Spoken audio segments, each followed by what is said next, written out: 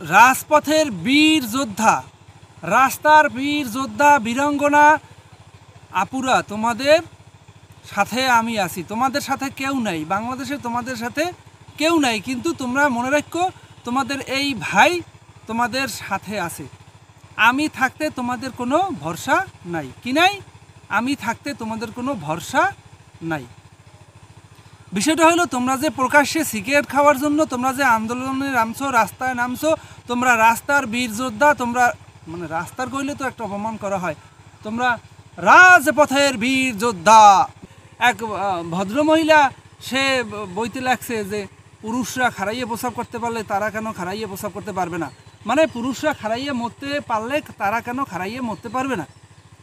তো এটা যৌক্তিকসঙ্গত কথা এবং ন্যায়সঙ্গত কথা, কারণ তোমরা ওদেশের নাগরিক, পুরুষরা ওদেশের নাগরিক, তোমাদের অধিকার আছে খাড়াইয়ে মতার, তোমরা খাড়াইয়ে মরতে পারো।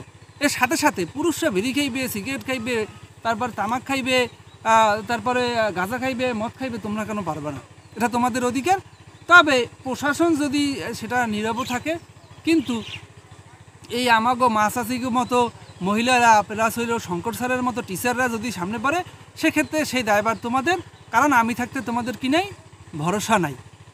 কারণ তারা তোমাকে উল্টোপাল্টা পিটাইতে পারে, তোমাকে কাপড় দেওয়ার মতো ধরিয়ে এরকম কাচতে পারে, হ্যাঁ, এরকম পিটায়, আরুহদর্য পিটায়, মানে আরুহদর্য গ্রামের ভাষাকে আরুহদর্য পিটান, সেখানে পা থেকে মাথা পর্যন্ত পিটাইতে পারে।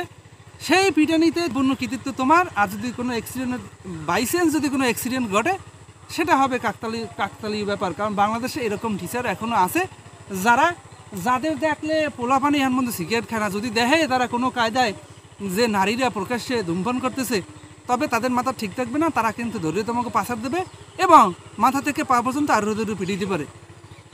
এটা অশনি সংকেত। এবং তোমরা সে সময় মনে সাহস রাখবা, সে সময় তোমরা হাসি খুশি থাকবা, তোমরা আন্দোলন চালাই যাবা, কারণ আমি থাকতে তোমাদের কি নাই? ভরসা নাই। ধন্যবাদ তোমাদের।